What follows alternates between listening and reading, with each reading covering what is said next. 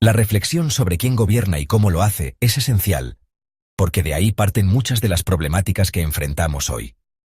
Derechos humanos ineficientes, desigualdad social y la falta de bienestar colectivo son, en muchos casos, síntomas de una gobernabilidad deficiente.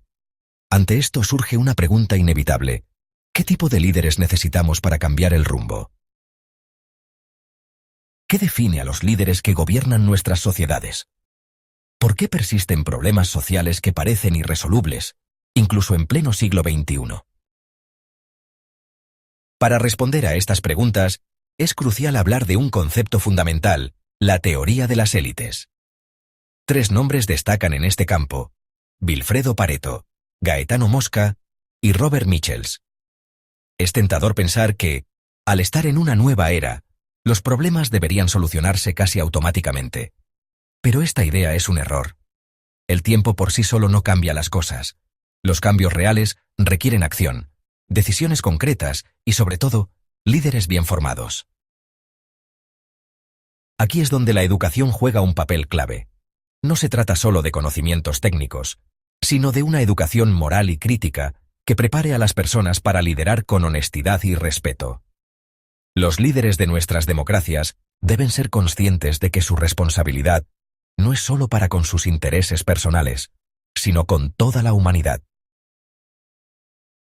Cuando los líderes no cumplen estas expectativas, se genera un distanciamiento entre ellos y los ciudadanos. Este desapego provoca desconfianza y apatía, llevando a las personas a centrarse únicamente en sus propios problemas. El resultado es una sociedad fragmentada, donde las injusticias persisten porque nadie cree que puedan resolverse. Y aquí es donde entra la teoría de las élites, una herramienta para entender cómo las élites políticas y sociales se forman, cómo alcanzan el poder y qué consecuencias tiene su actuación en nuestras democracias. La teoría de las élites plantea una premisa central: en todas las sociedades, los mandos políticos, económicos, militares, religiosos y morales están en manos de una minoría organizada. Este concepto conecta con las ideas de Friedrich Engels, quien observó cómo las revoluciones históricas no acababan con las clases dominantes, sino que sustituían una minoría dirigente por otra.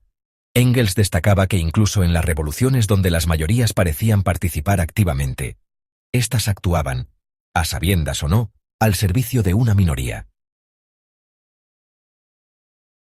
Así, las élites, aunque pequeñas en número, ejercen un control estratégico sobre el poder mediante la organización, aprovechando la desorganización inherente de las mayorías. Según esta teoría, las clases políticas emergen de dos corrientes fundamentales. La primera es la idea aristocrática, que se forma desde arriba, estructurada en sistemas militarizados y jerárquicos. La segunda es la idea democrática, que surge desde abajo, apoyándose en el sistema electoral como mecanismo para movilizar y controlar a las masas. A pesar de las diferencias, ambas corrientes comparten una constante: el poder siempre queda en manos de una minoría cualitativamente superior en capacidades organizativas, conocimientos y recursos. Las élites, además, se caracterizan por una red de contactos estrechos, parentescos y un sólido consenso interno que las hace prácticamente invulnerables frente a la fragmentación de las mayorías. En la dinámica entre élites y masas hay un contraste marcado. Mientras las élites se guían por el cálculo racional y el conocimiento estratégico, las masas actúan mayoritariamente desde la emoción. Este aspecto es clave para el dominio de las élites. Cuando necesitan movilizar a las mayorías, saben apelar a sus sentimientos para ganar apoyo, explotando la sensibilidad colectiva en su beneficio. La teoría también subraya que la verdadera lucha por el poder ocurre dentro de las propias élites. Este conflicto interno no siempre perjudica a la sociedad. Si la clase gobernante se renueva con líderes más competentes, toda la comunidad puede prosperar. Sin embargo, si la élite no mejora y se aferra al poder sin capacidad de adaptación, la sociedad entra en un declive que puede ser irreversible. En los momentos en que las élites sienten su posición amenazada, pueden recurrir tanto a la fuerza como al engaño para mantener el control. Si optan por el fraude o el embuste, el resultado suele ser un simple cambio de manos del poder, sin un avance significativo. Aquí radica una de las críticas principales de esta teoría, la idea de que el uso de la ley como ideal de gobernanza es, en muchos casos, una mera ilusión frente a la realidad del poder. Vilfredo Pareto, sociólogo y economista italiano, rechazó tanto la teoría liberal democrática como la marxista, desarrollando una perspectiva única sobre la sociedad, la teoría de las élites. Según Pareto, no eran los conflictos de clases lo que moldeaban la historia, como afirmaba Marx, sino el movimiento constante de las élites. Este fenómeno, que él denominó circulación de las élites, refleja cómo los grupos más capacitados ascienden al poder, reemplazando a otros en un ciclo interminable. Para él, las desigualdades físicas, morales e intelectuales entre las personas eran inevitables, y dentro de cualquier grupo social siempre habría individuos más capacitados que el resto, quienes terminarían conformando su élite. Muchas de las acciones y creencias humanas, aunque aparenten ser lógicas, tienen su origen en impulsos espontáneos que luego se racionalizan. Conceptos como libertad, igualdad o democracia no son verdades absolutas, sino mitos sociales. Sin embargo, estos mitos cumplen una función esencial, pues cohesionan a las sociedades y les otorgan una narrativa compartida. Son herramientas vitales para el desarrollo de la vida social. Las élites se dividen en dos grupos principales. Por un lado, está la élite gobernante, compuesta por aquellos que tienen un rol directo o indirecto en el gobierno. Por otro lado, está la élite no gobernante, formada por los individuos más capaces fuera del ámbito del poder. Dentro de la élite gobernante, existe un núcleo central formado por un pequeño grupo de personas o familias con una influencia y poder muy superiores al resto. Este núcleo cumple funciones de liderazgo, reforzando aún más la estructura de la élite y su capacidad de control. La idea de la circulación de las élites permite que los individuos más capaces asciendan dentro de la sociedad, y también garantiza una renovación constante de ideas. Este flujo continuo fortalece la estabilidad social al permitir la movilidad ascendente de los mejores espíritus. Sin embargo, esta movilidad no es infinita. Toda aristocracia está destinada a desaparecer con el tiempo, pues pierde su vigor cuando cambian las condiciones que permitieron su ascenso al poder. Esta decadencia lleva a que las aristocracias sean reemplazadas por nuevas élites. Las élites se transforman constantemente para mantenerse en el poder. Aunque las élites gobernantes parecen sólidas, su supervivencia depende de una continua recomposición, en términos tanto de calidad como de número. La calidad de los miembros es el factor más crucial para la conservación del poder. Esta renovación no ocurre espontáneamente. Las élites se refuerzan al integrar individuos destacados provenientes de las clases inferiores. Este proceso les proporciona la energía y las habilidades necesarias para sostener su liderazgo. Paralelamente, aquellos miembros debilitados o decadentes dentro de la élite son desplazados, dejando espacio para los nuevos elementos que revitalizan la estructura.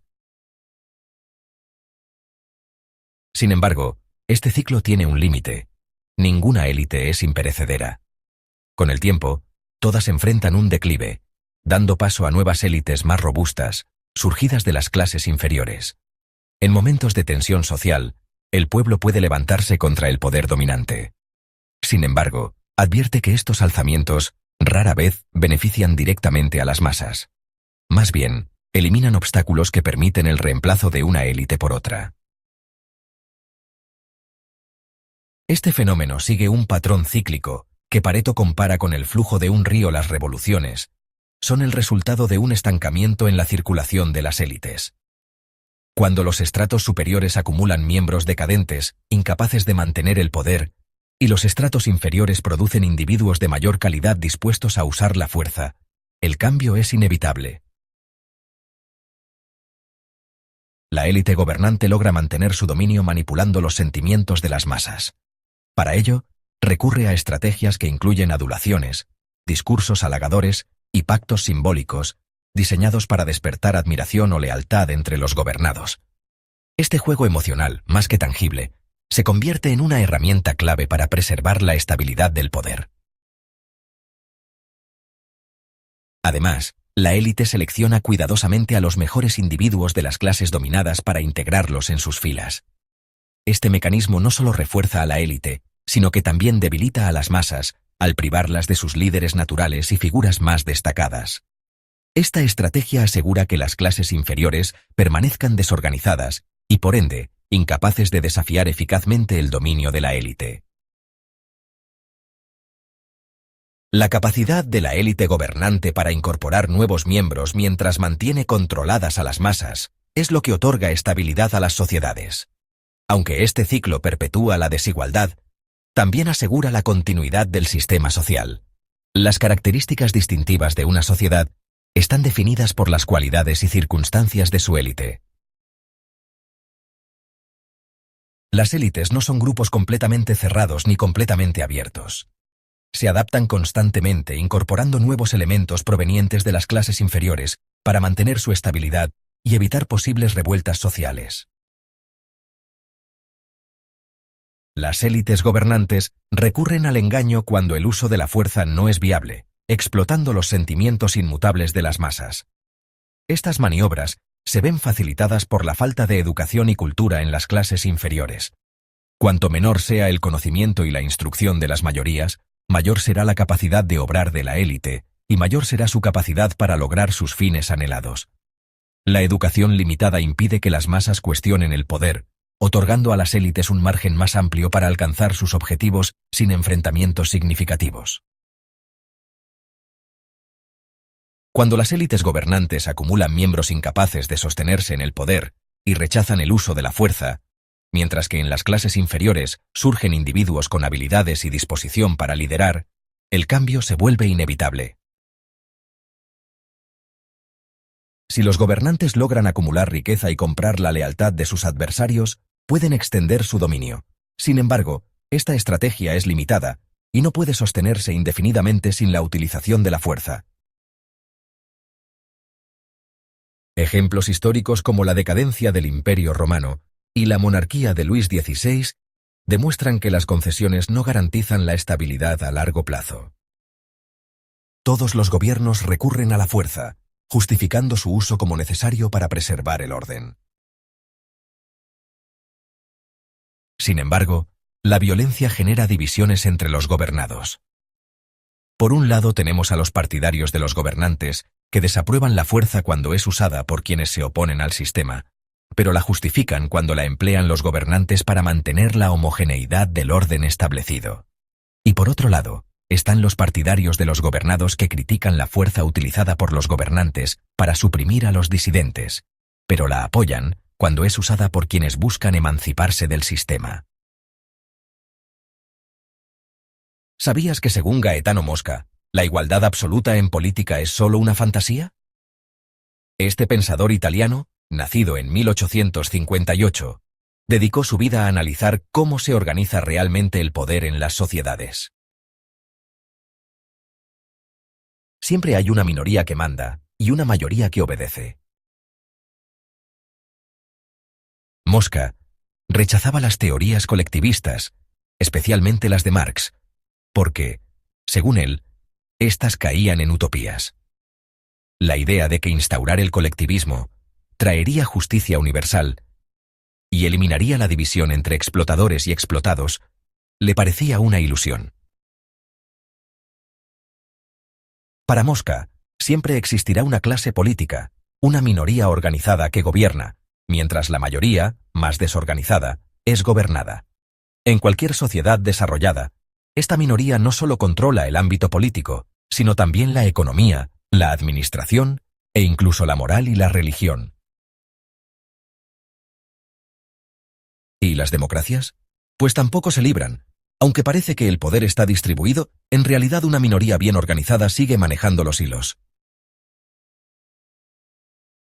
Mosca veía el liberalismo como el mejor sistema para equilibrar el poder entre aristocracia y democracia.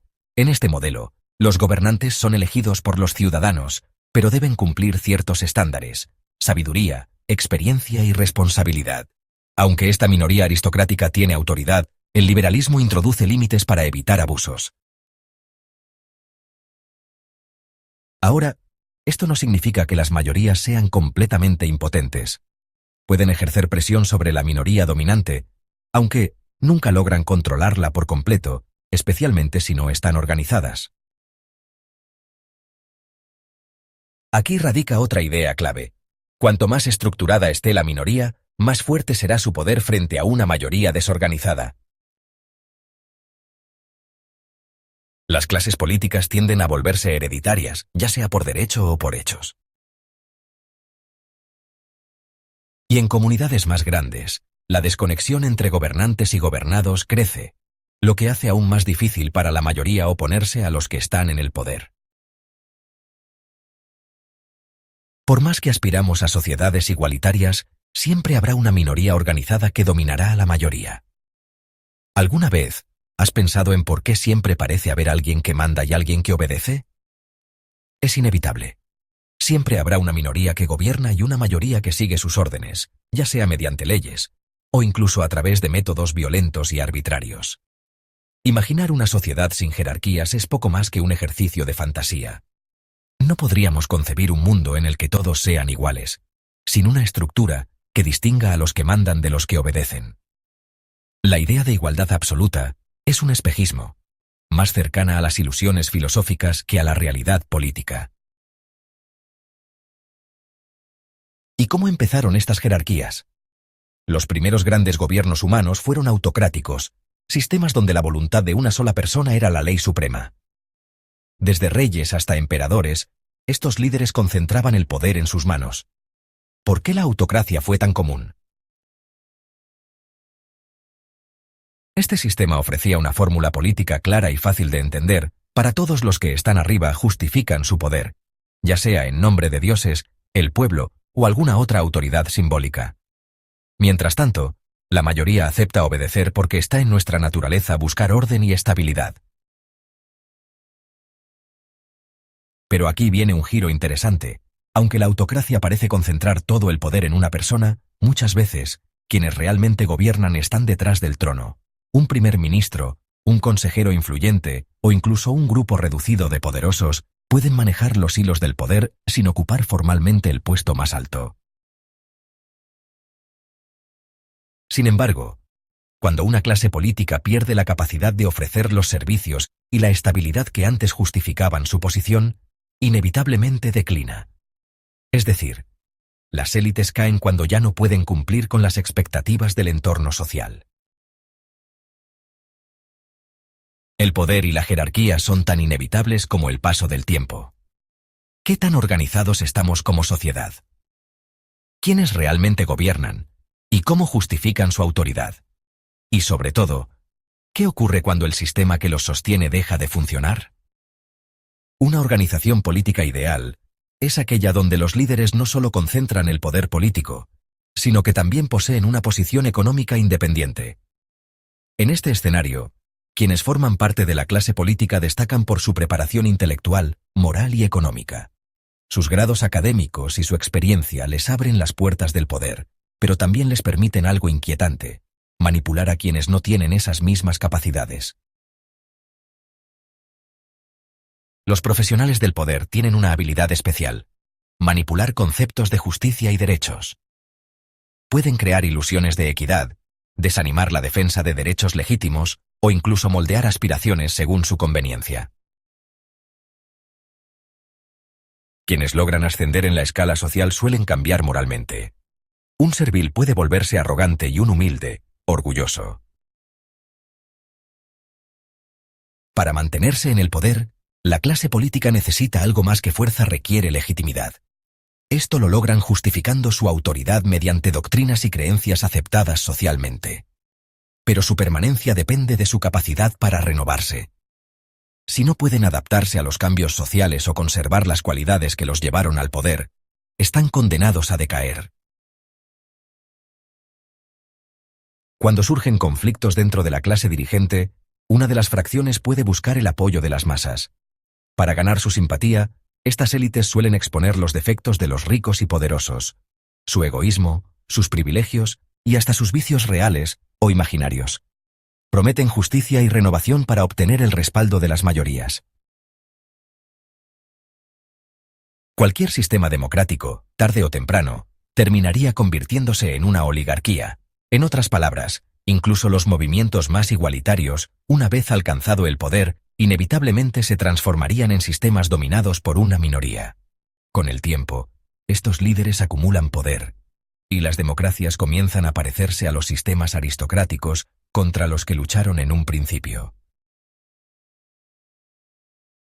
El Estado, como gran organización, ejemplifica este fenómeno de forma clara. Su amplia burocracia, necesaria para gestionar la complejidad de la administración, se convierte en el principal soporte de las clases dirigentes. Gracias a esta estructura, los líderes políticos consolidan su dominio, alejándose de las masas que los eligieron. La organización política, diseñada para representar al pueblo, se transforma en un mecanismo que perpetúa el poder de unos pocos. En este contexto, quien alcanza el poder no solo lo utiliza para gobernar, sino que busca ampliarlo, asegurarlo y protegerlo de las mayorías.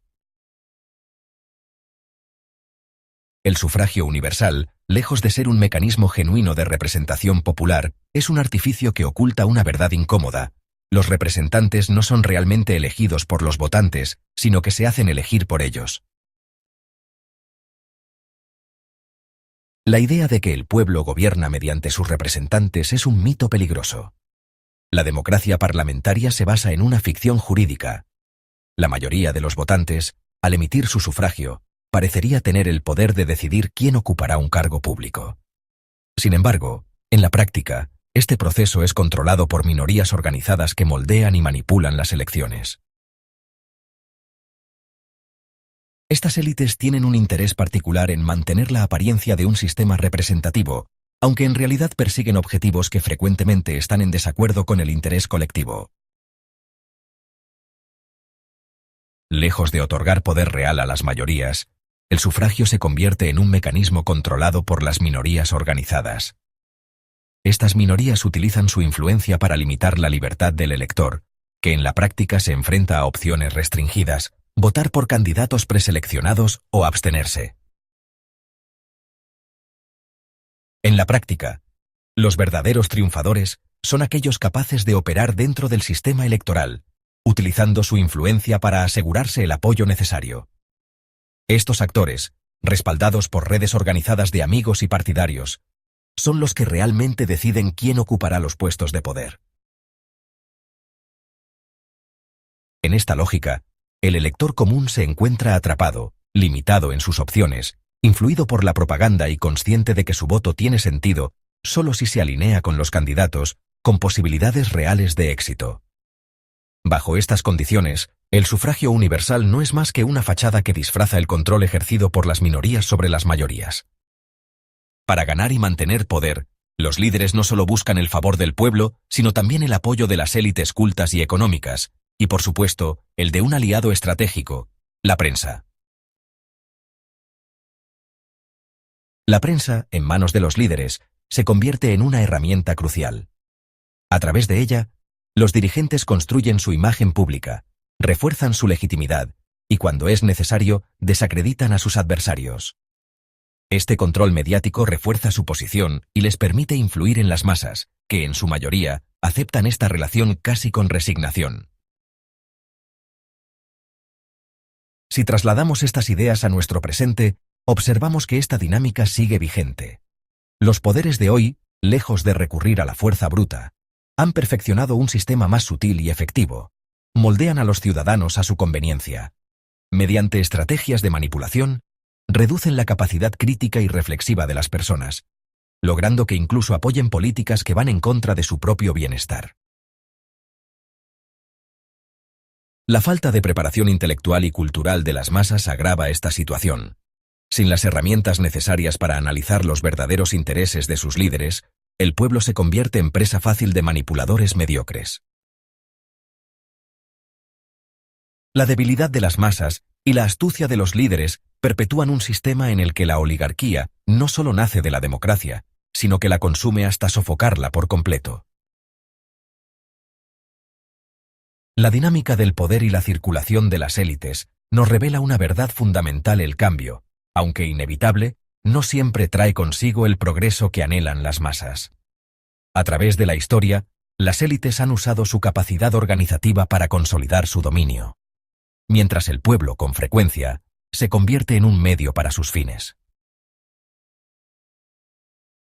Sin embargo, este ciclo de renovación no debe verse como una condena inmutable, sino como una oportunidad para comprender los mecanismos del poder y actuar en consecuencia.